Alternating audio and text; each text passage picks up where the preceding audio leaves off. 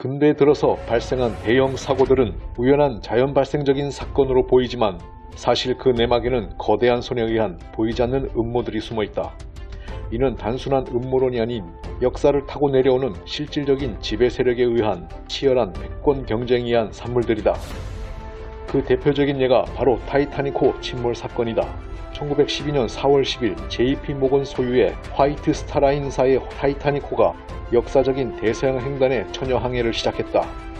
하지만 나흘 뒤인 4월 14일 새벽 2시 베테랑 에드워드 스미스 선장의 인도에도 불구하고 등산과 충돌하여 1,500여 명의 사망자를 낸 대형 사고가 발생하게 된다.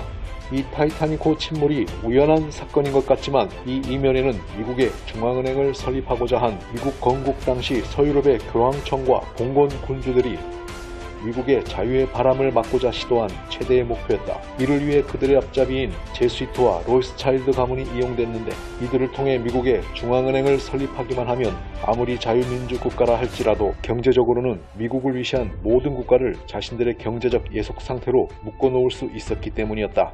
그리하여 타이타닉 침몰 이전에 록펠러 가문과 JP 모건 그리고 로스차일드 가문으로 이루어진 금융카르텔은 1910년 미국 조지아주의 외딴 섬 지킬섬에서 미국의 중앙연방은행을 설립하기 위한 회의를 열고 이 회의에서 중앙연방은행의 설립에 장애물이 되는 거물급 부호들과 정치인들을 제거하기 위한 계획을 세운다.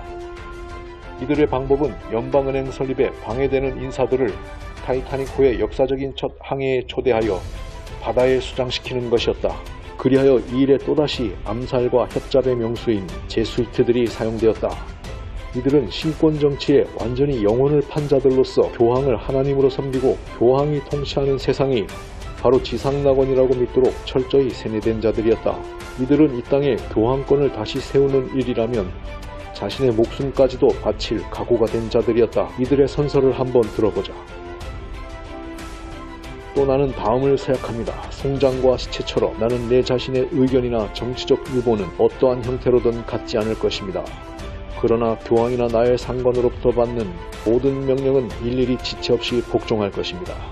그리하여 타이타닉호의 소유주이며 제수이트의 끈아풀인 JP 모건은 타이타닉의 역사적인 처녀 항해에 막대한 재력과 영향력으로 연방은행 설립을 방해했던 각계의 거물급 인사들을 초대하는데 여기에는 당시 세계의 3대 부자였던 광산왕 마이어 구겐하임의 아들 벤자임 구겐하임, AC 백화점의 회장인 이사도로 스트라우스, 그리고 당시 세계 최고 갑부였으며 엠파이어 스테이트 빌딩의 실소유주이기도 했던 존 제이콥 아스트로 같은 인물들이 포함되어 있었다. JP 모건은 이들을 타이타닉호에 초대해놓고 자신은 몸이 안 좋다는 이유로 출항 직전에 배에서 내리게 된다. 그리고 타이타닉 침몰 이후 막대한 보험금으로 타이타닉호에 탔던 재력가들을 제치고 미국 굴지의 대부호가 된다. 그리고 당시 타이타닉호의 선장인 에드워드 스미스는 평민 제수이트였다.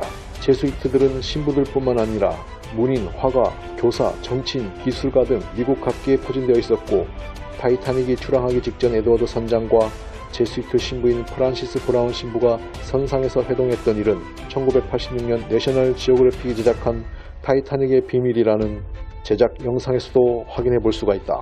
휴가 중이었던 프란시스 브라운 신부는 선객들의 의젓한 장면을 카메라로 잡았다. 이것은 그들 대부분이 영원으로 간 항해였다.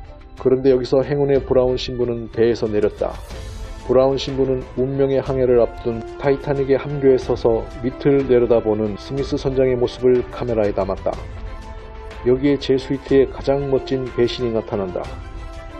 그 집안 교구장 프란시스 브라운 신부는 타이타닉에 승선하여 죽을 사람들의 사진을 찍고 선장을 만나 그로부터 제수이트의 선서를 다시 받고 다음날 아침 그와 작별한 것이다. 평민 제수이트 선서자들은 제수이트의 신부들의 명령을 하나님의 명령으로 받아들인다. 그리고 그들에게 요구된 것은 일종의 순교였다. 스미스 선장의 의무는 분명했다. 그는 타이타닉을 22노트의 최고속으로 몰고 거의 80평방마일에 이르는 거대한 빙산 지역으로 돌진했다. 에드워드 스미스 선장은 그의 과속을 지적하는 경고 전보를 8번이나 받았으나 그것을 모두 무시했다. 그리고 인근을 지나가던 해운선들이 구조를 도울 수 있었으나 타이타닉이 쏘아올린 신호탄은 적색이 아니라 백색이었다. 백색 신호탄은 파티가 진행 중이라는 신호였다. 이로써 연방은행 설립을 반대했던 장애물들은 모두 제거가 되었고 1913년 12월 미국의 연방은행이 설립이 된다. 그리고 돈을 무한 인출할 수 있었던 연방은행의 설립과 함께 그 다음 해인 1914년 역사상 가장 참혹했던 세계 1차 세계대전이 발발하게 된다.